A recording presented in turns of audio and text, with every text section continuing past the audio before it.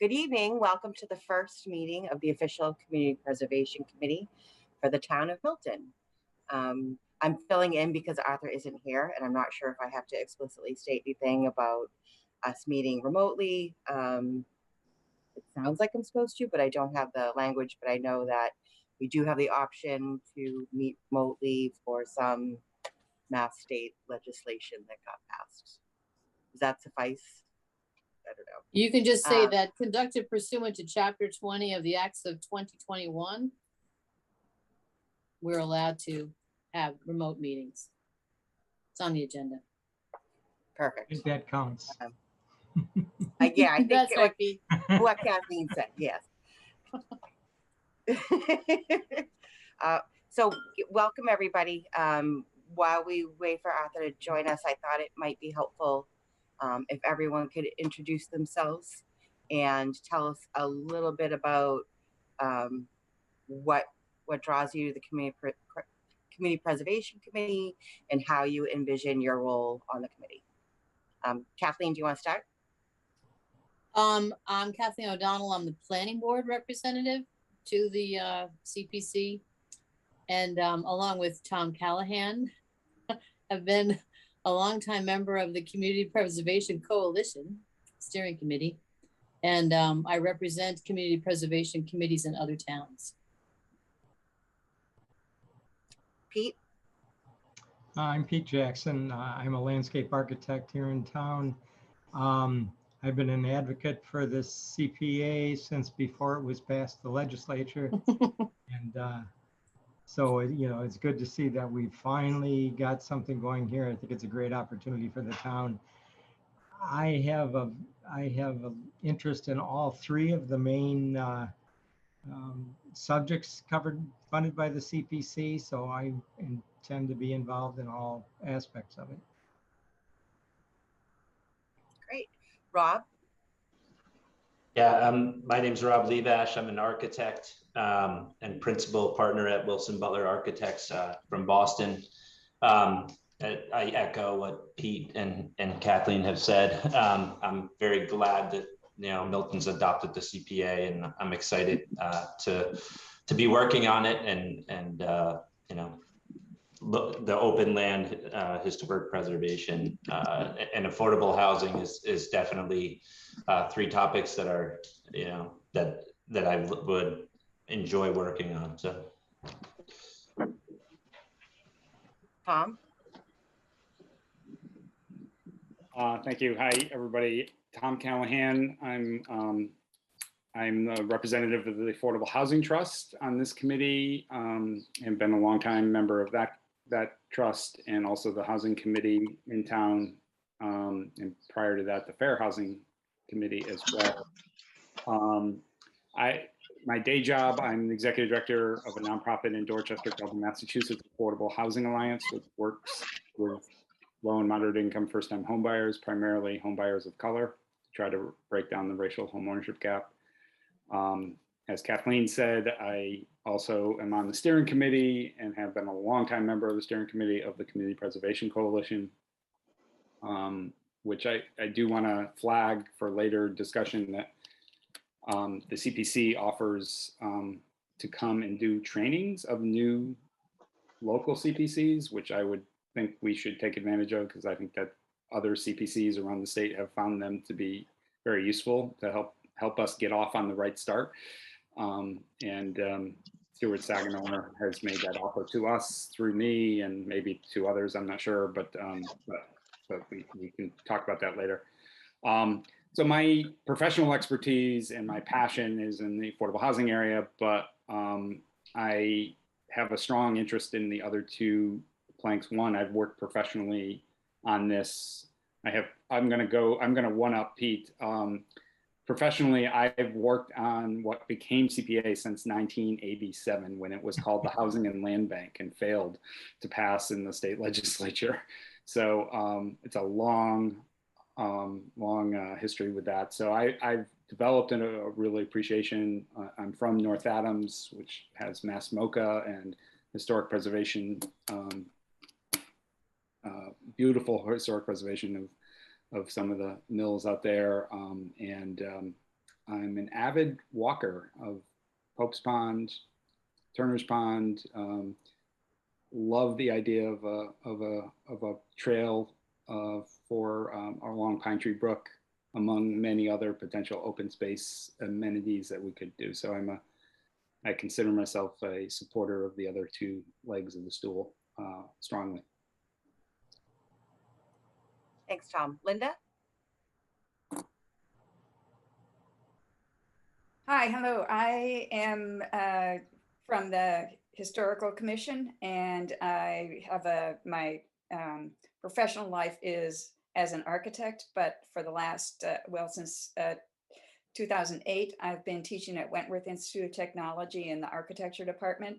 I think Milton has a number of historic assets that we should look at more thoroughly and apply our leverage to preserving some of the assets that we have here. And I've got a background in mainly 19th century American architectural history, but an interest in architectural history in general, as well as my interest in architecture. Thanks, Linda. Jenny?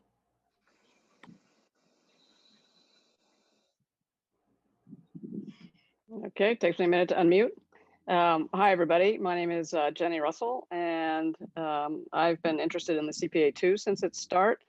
Tom, I'm not sure I can trump you in terms of how far you went, but one of my trustees, Whitney Hatch, was involved with the original work on this, and he got me excited about it way back when, and I've been following it ever since and was hoping that Milton would join every year.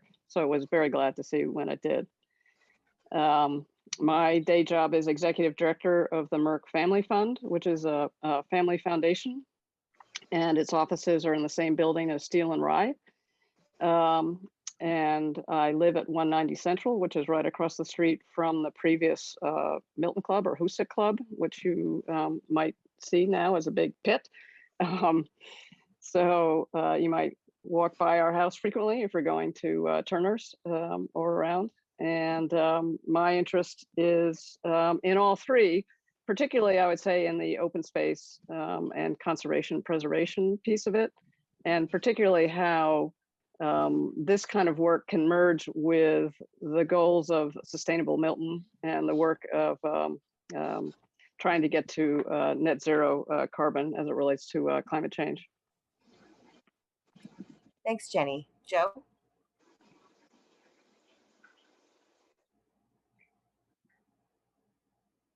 Joe, you're on mute.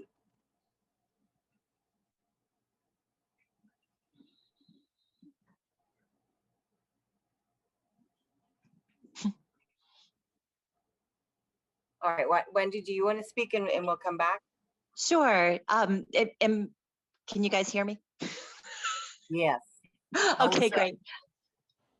Oh, Am okay, I Wendy. unmuted now? Is that Joe? Yeah, Joe, do you want to go? I thought I'm in trouble. My name's Joe Duffy. I'm the representative from the Housing Authority. Obviously, a great interest in affordable housing, along with the preservation side of the act. So I'm looking forward to this, and I'm hoping that Mr. Callahan can point us in the right direction, since I don't have a clue as to what we're doing here.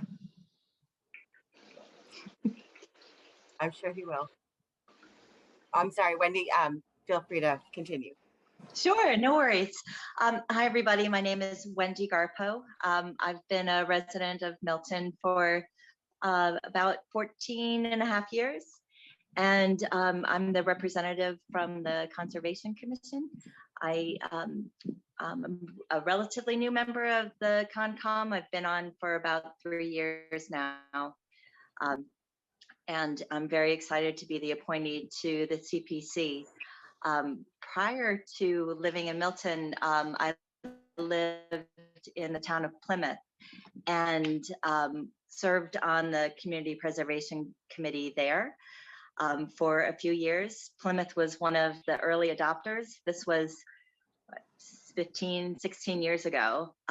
And I was very excited to be a part of some of the awesome projects that the CPA was able to fund down in Plymouth, and learned a lot from that experience. The town of Plymouth collaborated with several other of the early adopting municipalities back then to sort of figure out the ropes of the act and figure out how to leverage the funding. And there was a lot of success stories that that I'm hoping that I can share with you guys, and maybe we can replicate here in the town of Milton. By training, I am a land use planner and have worked in the environmental conservation field. Although currently not working, not employed, but I am a single mom with 2 teenage daughters at Milton High School who keep me very busy, and I'm very excited to be working with all of you. Thanks, Wendy. And I would like to share that Arthur Doyle and I vetted the at-large representatives on the Community Preservation Committee. We got some very, very strong requests to be part of the committee.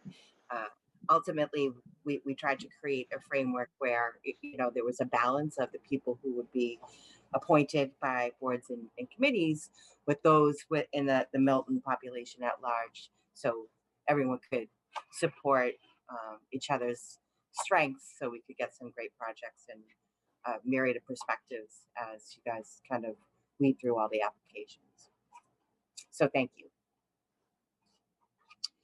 So I did send along maybe a little bit of a lengthy welcome packet. I was trying to just kind of give you guys upfront information to help you make kind of some decisions going forward. As indicated in that welcome packet, one of the things that you will have to do first is create a community preservation plan. I did provide you with a sample.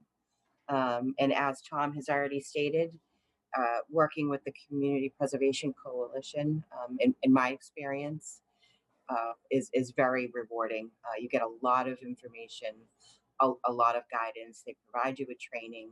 And one of the key things for that organization is there's a reporting mechanism that we're required to fill every year to the state. And those guys are very, very good at helping along with that process. So that having been said, I think you guys need to figure out who the community preservation chair is going to be. I'm not sure if you guys want to handle that now, if you want to digest some of the information and come back with a recommendation at the next meeting. But that also needs to happen. Some of the other things I included in the welcome packet is an eligibility form. And the reason that I included it is I worked for the Community Preservation Department in the city of Boston. And one of the things that became a glaring issue right out of the gate for us is that the applicants have a myriad of skill sets and capacity related issues. And by having eligibility form be that first contact with staff, we were able to help support those applicants. So, you know, if someone wants to put an application in for, you know, urban farming in a community garden space, but doesn't know, you know, is there land available, or they don't know, you know, local regulations, myself and fellow staff were able to help kind of guide them towards the appropriate city department so that they could get support. And then we're able to figure out, you know, what are the other pieces of the application that are missing. So that's one of the things that I would recommend from my experiences working with community preservation. But again, it's just a recommendation. It's not a requirement. You can just get the community preservation applications in you know, in one round if that's how you want to proceed.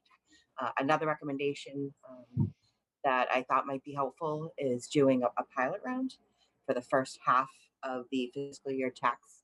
We are allowed to spend up to 80% of the total tax.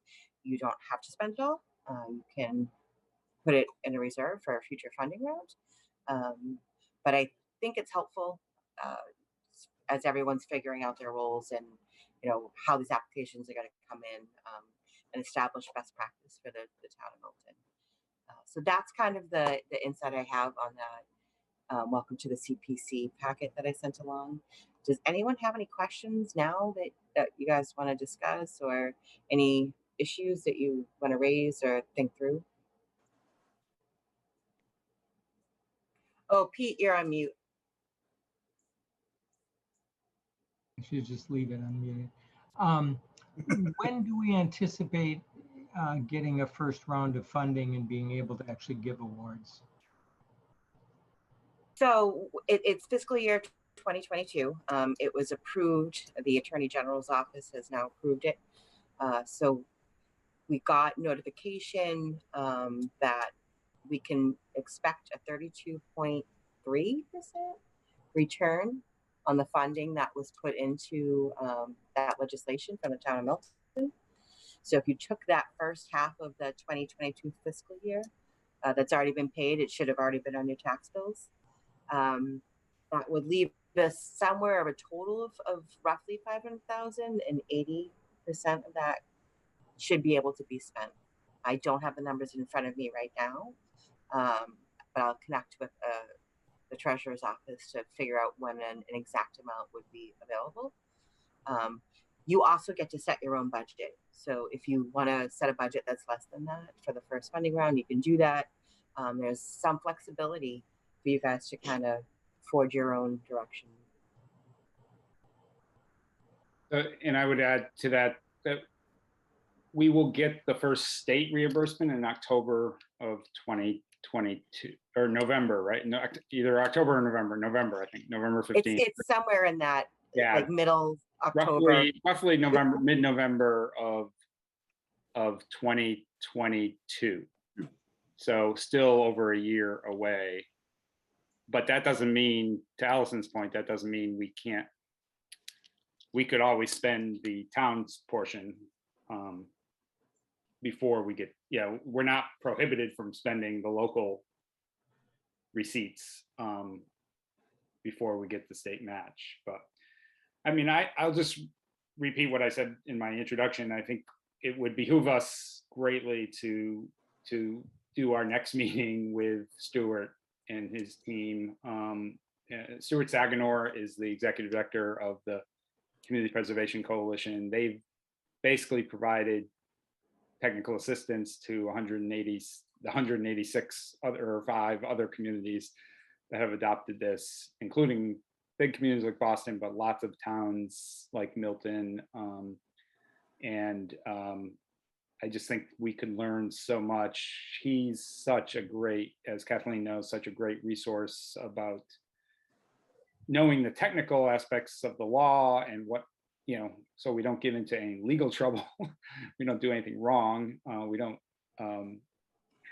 solicit applications that are not eligible for funding and all that great stuff, but also best practices in other cities and towns. And I think it's just a chance for everybody to the state does not provide that level of support. It's fortunate that we have a nonprofit sort of umbrella organization that is doing that, but I think that would, really get us off to a good start, and I think help fill in some of the gaps that we all have, including myself, who chaired that committee, but I've never been on a local CPC, so.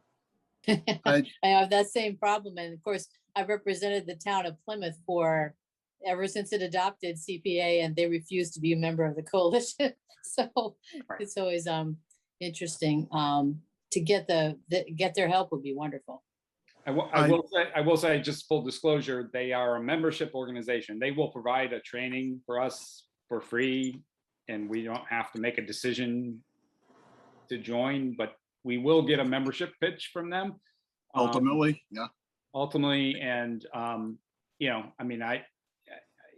people can make that own evaluation of that. At most of the communities, there's only a handful of the 186 that have chosen not to join, but they are a force that's at the State House in protecting the law from raids, from people saying, hey, we want it to be spent over here. they also were responsible for the legislation that passed just a couple of years ago that increased the state match from 11% to whatever Allison said, 35% it's projected to be this year. So they've done a really great job representing the CPA communities at the State House as well, which is another benefit of membership. So do I hear a motion to reach out to Stuart Saganor of the Community Preservation Coalition to see if he is available to represent his organization at our next meeting? I would second that motion. I, Wait a sec, Joe's wanting to say something. no, Oh, I Joe, was I'm just sorry. saying that I agree wholeheartedly with Tom. I think at this point, we've got to look at, how do we have to set up this committee? Do we need quote unquote officials? Do we need an executive, a secretary, whatever the case may be? And in trying to figure that out, maybe having Tom's friend come over and explain to us, what direction we have to go in ahead in. But yeah, I'd be wholeheartedly in favor of talking with this gentleman and inviting him over to talk with us. Fantastic. So anybody opposed?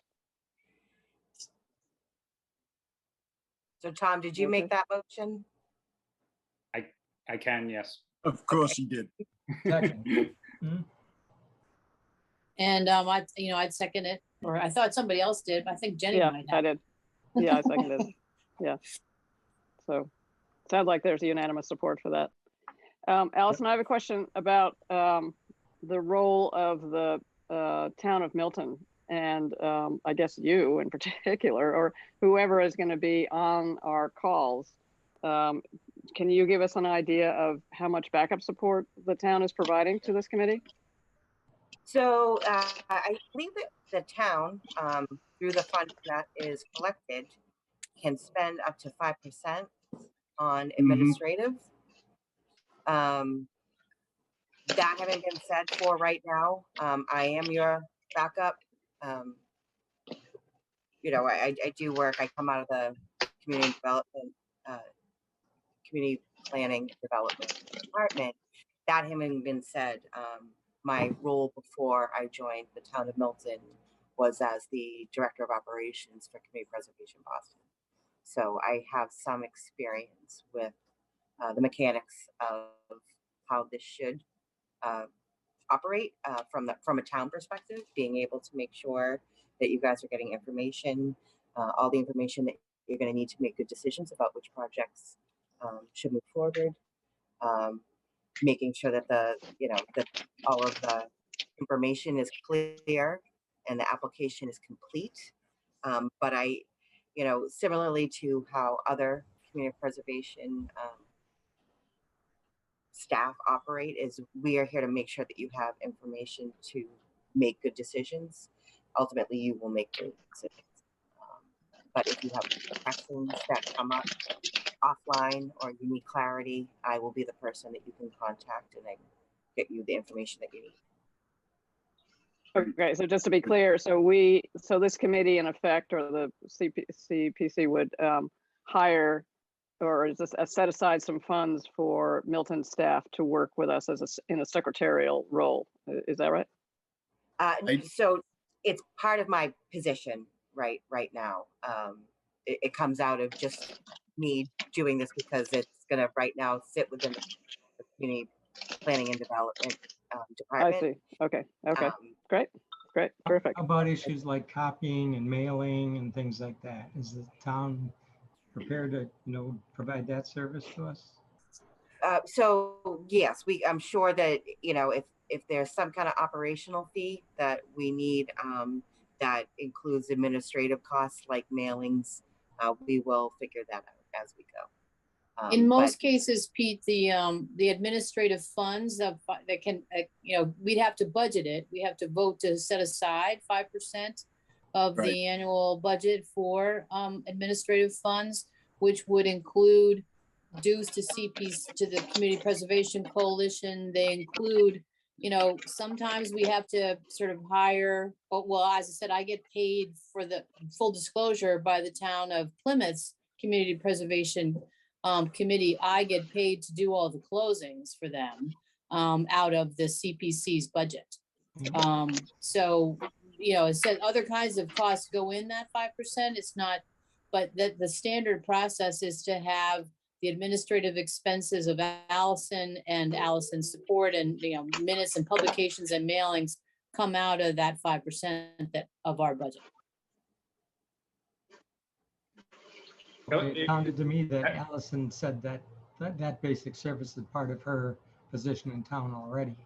Yeah, but most of the time, Tom can speak to this too, but in my experience, the town allocates some cost to that. And that comes out of the various committees that Allison and anybody work for. So, some of that 5% administrative money would be going to support Allison's salary. And to kind of clarify a little bit, I'm handling this right now. That's not to say you guys might not decide, in a future funding round that you want to hire someone, seasonally to review the applications.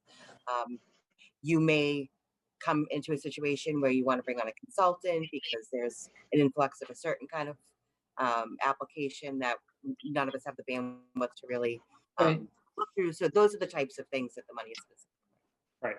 And it'd be I think these are great questions for Stuart about other best practices, but it'd be my hope that the town provides a fair amount of in-kind support that doesn't come off of our budget, and our budget of that 5% could be used for those things that Allison is just describing, special consultants to help us with particular projects or applications. So, but that's something we can, obviously we'll have to, determine and figure out. But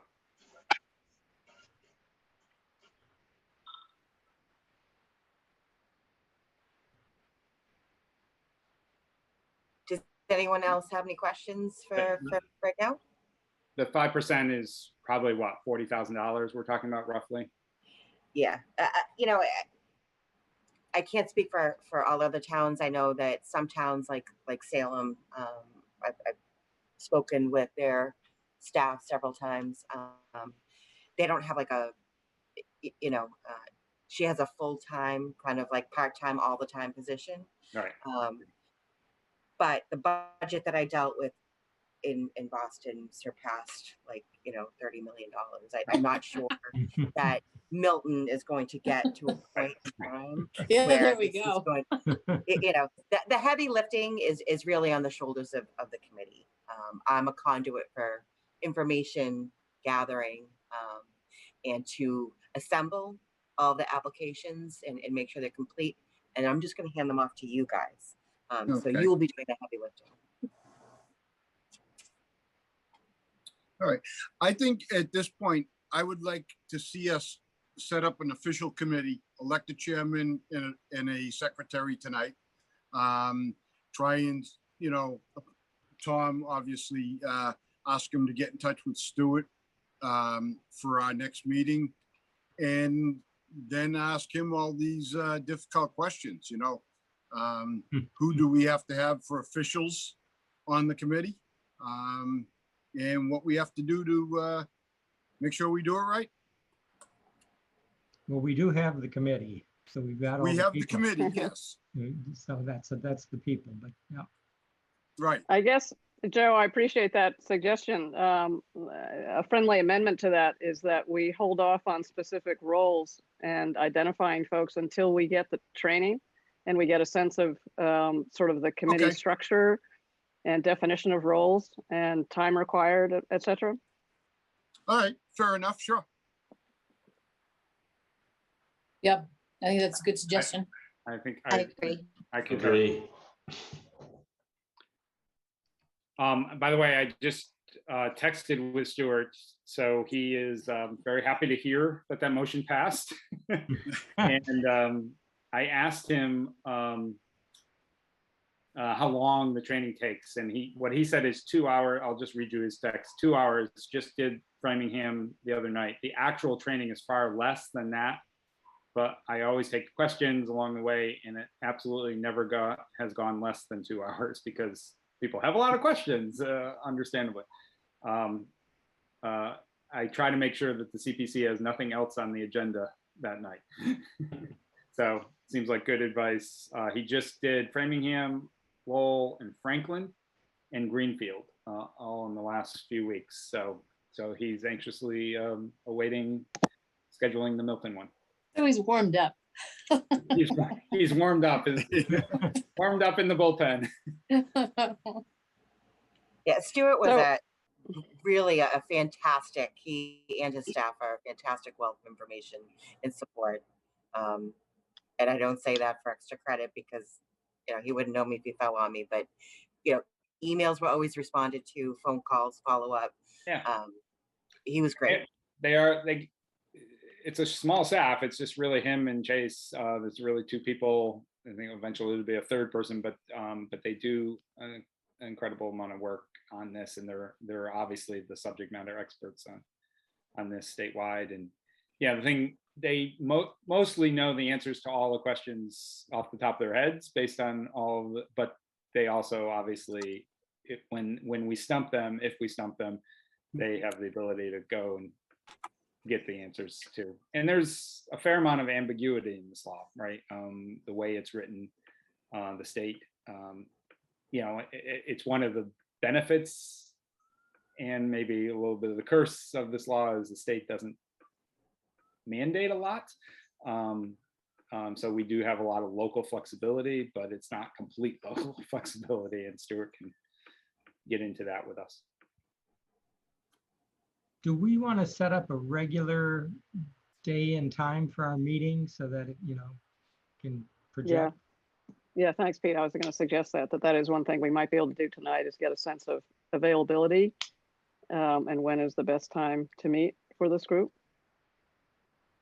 Does anybody have any restrictions? I know that I work full time, so daytime is a little difficult for me.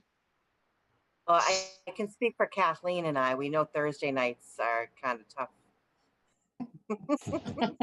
That's the first and third Thursday. It's not going to work for us. And you're also on a bunch of other committees, so I'm not sure. Wednesdays are a little bit difficult for me. If we can find a different day. Okay, good to know. And Tuesday, the third Tuesdays of the month are difficult for Arthur and I because of the Conservation Commission. Mhm. And the first Tuesday of each month is difficult for me. I've got the Housing Authority. Okay, who's keeping track? Anybody writing this down? So far, I've got Wednesday is difficult. Yeah. Okay, so Mondays, Tuesdays. So Tuesday, the first Tuesday of the month is already out for Joe. Yes. Yeah. And then Wednesday Concom is a Tuesday as well? Wendy? Did she say Concom was Wednesdays? I thought Tuesday? she said Thursdays. I think Oh, so. Yeah. Thursdays? Conservation Commission is Tuesday, Oh, That's it what I is thought. Tuesday. Okay. Did you say first and third Tuesday? the third Tuesday. Third Tuesday. Okay. Okay. Correct, third Tuesday. Yeah, I'm sorry, Wednesdays was- I have intermittent signal. Wednesdays were tough for Pete. Thursdays, I have the second and fourth is planning board. Friday is beverage time, so we're not doing that. And The Historic Commission tends to meet on a Tuesday or Wednesday night, and we move it around. It's not routinely the first or the second or the third, but we do accommodate their commission members' agendas. So it's usually a Tuesday or Wednesday, but it varies which week during the month that will happen. And then the select board, which Arthur is on, they meet what, Wednesdays? They do. Okay, And Master Plan Implementation Committee, which I am the staff yeah, for, they fluctuate between Mondays and Tuesdays, but I can ask Cheryl, who's the chair, if we can kind of keep it regularly on a Tuesday. Because it sounds like you guys are all busy on Tuesday. So I could potentially just be busy on Tuesday rather than Monday. But I can kind of report that back. For now, I can figure out a way to make it work. Yeah, open space is meeting second and fourth Thursdays, but at noon. So not evenings. Do folks want to meet in the evening? I would like to have evenings if possible. Okay. It would be easier. Yes, I agree. And it's a little bit more predictable. It doesn't sound like it so far, but I think from my point of view, it's a little more predictable to do evenings. And with people working either full-time or part-time, daytimes get a little more difficult to schedule. I think we also should think of the convenience of the public that will be getting involved with this as time goes True. forward. And so therefore, even 6 o'clock might be tough for, the public, but I don't know what everybody feels about that. So Kathleen and I have a commitment on the second and fourth Thursdays of the month, but Kathleen, what would you think about trying to do a first or third Thursday? That's fine. I mean, if you, 7 p.m.? because it's sort of like if I just said every Thursday night, I have to do something, public spirited, I suppose. Got to It get gets ready, me ready your for Friday when the Friday wine beverages. bottle will open, but yeah. So would anyone be comfortable scheduling it for the third Thursday of the month at 7 p.m.? Does that make more sense for folks? Yeah. That's fine with me. That works for me. Okay, so Okay. I will send along a calendar invite for the third Thursday at 7 p.m. So that's tomorrow. Okay, well, we won't switch this time. Can we skip that one? Starting in Very good. December. Yeah. And I will reach out to Stuart tomorrow and let him know that that's when we'll be meeting and that we await his insight with beta. Get on his list. Yeah. Yes. Are there any other questions, concerns? If we are meeting from here on in person, is that the assumption that our meetings in the future will all be somewhere in the town hall? We certainly can do that. I can check with the availability. As shocking as this might sound, town hall is fairly busy at night. There's the Cronin room, the Blue room, and the Baker conference room. But there's also the library. Yep. There's the library. We also have the housing authority rec room that we could use. I guess Is it people's preference Up on to be in Miller Ave. person? I'm sorry, say again? Do people prefer to be in person? Because that's fine. My question was, is that the assumption that we will be in person, or will we continue to have the option to be a Zoom meeting, a Zoom committee if we choose? Just a question. I don't know. Oh, okay. Can I make a recommendation? Sure. It seems to me that the training ought to be in person with Stuart, because that's Yep. going to be a 2-hour thing, and answering questions and talking together would be a good opportunity to do that in person. But I know the planning board and other boards and commissions have decided that we'll switch on and off. We have the ability under the statute to do Zoom meetings all the way through, I think, till next April. So, depending upon what the agenda is, it may be that it's just as easy to do this on Zoom as it is to do it in a room together. Okay, good. Okay, sure. I would concur with that, Kathleen, and I don't know if Milton has any sort of vaccination assumptions for in-person, or is it just not mentioned, or is it just masks inside? I don't know what the protocol is at this point, but I would probably in general prefer Zoom until we get more of a clear CDC guideline on that. Yeah, but That I was do- sort of in the back of my mind when I was asking the question about what the assumptions were going forward about where we would meet and whether that would be continue to be Zoom or whether the assumption was that we would meet in person. But I'm very comfortable going ahead with Zoom until things settle down, until things look a little clearer about what we're facing in the fall when schools start up again, for example. I agree with that, but I do like the idea of in-person for the training. And I might suggest that someone else did. The library is a great space, and if it's just going to be us and him, it's not like there's going to be 30 people in there. Yeah, and if you're in the Keys room, it's big and you can spread out, so you wouldn't Or be that right on top smaller, of each that other. smaller meeting room is, good for Yeah. a group our size. So Mhm. we might look into see if that's going to be available for that. The Sure. first So I Thursday. will check town hall availability and I will check the library availability and I will get back to you all. I just do want to give you a heads up that I am going to be out of town on the 3rd Thursday of September. Okay. So one of the things I was going to say, and that maybe fits in with what Linda just said, is I don't know about Stuart's availability. The first Right. meeting with Stuart, we need to maybe be flexible with his schedule too, especially if it's going to be in person, which he lives. Where does he He live? lives in Foxford, north of the city.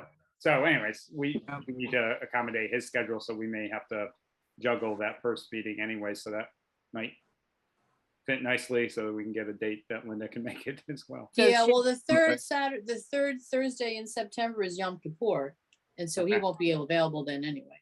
Right. Okay. So do you guys want to just still keep that meeting as our official Community Preservation Committee time slot? Or I could move it back till October and then I can get some feedback from Stuart in the interim as to what will work for him. And then I can see if that's going to work for everyone else. Well, let's try to find a September date from Stuart that works Yeah. for the committee and him, and then start Okay. our regular meetings in October on the Perfect. third Thursday. Does that make sense? Sounds good. Yeah, that makes Sounds sense. Yeah.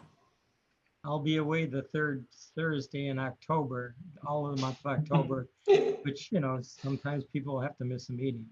But that's kind of virus related too. I'm not traveling if, things continue where they are now. I'll be away as well. If there's any luck at all on a boat.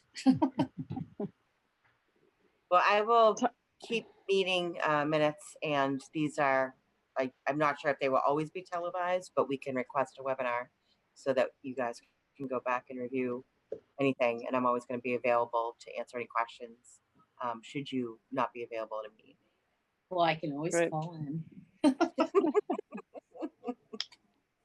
Tom, do you know in the orientation if there is any kind of outline of kind of a year in review, so to speak, so we can get a sense of the flow of work, or once the gate opens, what the flow will be, kind of thing, just to anticipate what to expect? I haven't attended an actual training, but so I don't know for Okay. sure. But I'm quite sure he will cover that. I mean, particularly there's some, as Allison alluded to at the beginning, there's some particular requirements of us to do public hearings, to solicit public input in the development of the plan. So there's some heavy responsibilities up front for us to really reach out to the public and hear from the public about what our community preservation plan is going to look like. Many committees do multiple public hearings. Then again, when there's applications, sometimes they do a third round of public hearings when there's all the applications are in, so that the public can opine about what they support or don't support. So there's some of those are required by statute and others are just optional, but certainly in the development of the plan, I think Stuart will walk us through a timeline of what we need to do and when, and before we can spend a penny, that those are things that need to be checked off the list. Yeah, and the other thing is that as you go forward, obviously, to remember is that, you know, what you're doing is proposing town meeting to town meeting. So some of the calendar gets set by the fact that we have to have warrant articles for this expenditure of CPA funds in a certain calendar for the warrant. Because the thing that this committee is doing is approving, is going to town meeting and looking for approval of the expenditures under the CPA funds. So you kind of back out from whenever the town meeting's supposed to be. Right. Which would be useful for the applicant to know as well. Yeah, yes. Up front. Yeah. Yeah. I mean, in And some we'll make all towns, those- Sorry, Kathleen. sorry, but in some towns, they sort of reserve, like in Plymouth, they try to reserve their CPA articles for the fall town meeting. They don't do them in the annual unless there's something that's coming up that's time sensitive. So some towns organize it that way. And so then your funding round, you know, your request for proposals and all that sort of stuff is sort of determined by what town meeting you think you're going to use. So, you know, that's as I said, that's kind of in the, once you get rolling, but the beginning part was, as Tom said, you know, is to be able to get us started with what we have to do to get going off the ground. Well, I wonder if it would be helpful, just as a suggestion, and you guys know better than me, to, at least for our homework, is to review that sample plan, Allison, that you included in the welcome packet. I must say, I appreciated all that, and I was like, this is a lot of material. So maybe if we have sort of a specific piece of that we are responsible for and can comment on, and we like this, we don't like this, it looks perfect, let's adopt the whole thing, you know, whatever it might be, that might be helpful to break it down a little bit, and helpful prior to our orientation as well. Well, a very early task is we need to do a needs assessment in each of the 3 areas, you know, to serve as the basis of the plan. So there's the needs assessment, and that requires public hearings. Now, whether we have a public hearing for each of the 3 areas, or we have one public hearing that we try to cover all 3 areas, but we do have to start with the needs assessment. Which then well, gets quite turned to honestly, plan. Peter, is that we've already got a housing committee that's sort of looking at the issues of affordable housing. We've already got the master plan. The open space committee, of which Arthur and I are both on, is supposed to be coming up with an open space plan. So, you know, I'm not really so sure that, you know, the needs assessment can be done by other organizations, and we just would look to that. Wouldn't have to do our own. You're not having to reinvent the wheel, it seems to me. That's a good question for Stuart, I think. Yeah, no, I think he can, but I think Kathleen's right that we don't have to necessarily, you know, start from scratch there. We can use some existing planning the town has done as the basis for some of the work we've done. But I think, yeah. And Yeah, it's gonna be, I don't want to discourage everybody, but it's gonna be a heavy lift this first year. So, but this seems like a great committee, ready to lift, so. and I want to welcome Arthur Doyle. He just joined us. He had a previous commitment. And I think, Arthur, were you going to give us a little rah-rah welcome speech? Oh, you're on mute.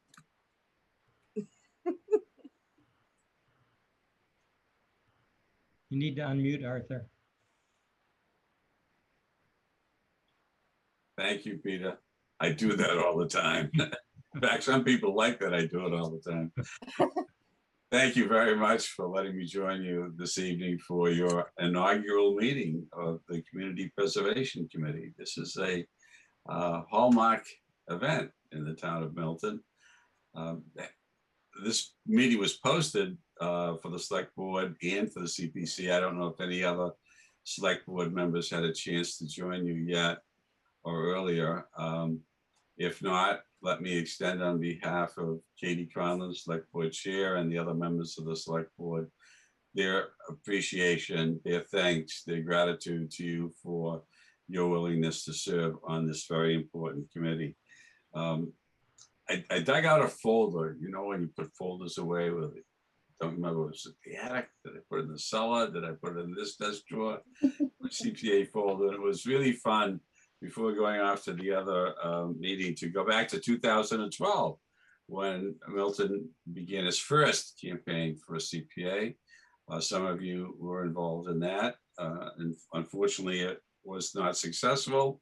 Opportunities were missed in the interim, but a lot of lessons were learned. And this past 2020, a new campaign was underway with some of you involved, Mike Zulis of the select board playing a major leadership role along with others. And the outcome from the November 3, 2020 election was 62% of Milton's voters approving, those who voted in that election approving the measure, which put a 1% surcharge on Milton's property tax bill. 38%, of course, voted no, but 9 of the 10 precincts voted for the CPA, and the only one that did not vote for it by only 45 votes. You have a tremendous amount of resources among yourselves. One of my favorites is the database for the Community Preservation Coalition, and making that available as broadly as possible so that people can see the types of activities that other communities have engaged in productively through their CPA, CPC funding and work will be immeasurably helpful in getting the applications that you want from the community. So I came up with 3 aspirations that I'll leave you with. One is prove that the voters, the 62%, were correct, and make believers out of many of the 38% who didn't vote for the CPA believers in the benefits of CPA. Communicate broadly and deeply into the community and repetitively. Once doesn't do it, of course. Neither does twice. It's as applicable for those of us who are adults as it is for our children and grandchildren, so that we have the bounty of CPA applications that Milton deserves.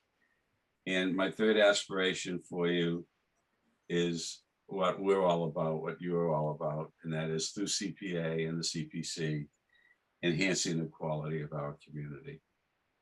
So I'll just pass those comments along to you and wish you Godspeed in your very important work, and let you know that you have a great asset in your membership in Allison, who is serving as your staff leader for the town of Milton, and that we will be here to support and assist in any way that you deem appropriate. Thank you. You're Arthur. I'll get out of your way so that you can continue with a successful meeting. Thanks, Arthur. Good night now. Good night, Arthur. So the follow-up is that I am going to reach out to Stuart to see of his availability in September, and I will get back to you all on that. And I will also send out a calendar invite for the 3rd Thursday of the month starting in October. Is there anything else that I can do for you in the interim? And you can reach out to me individually if you want. Great.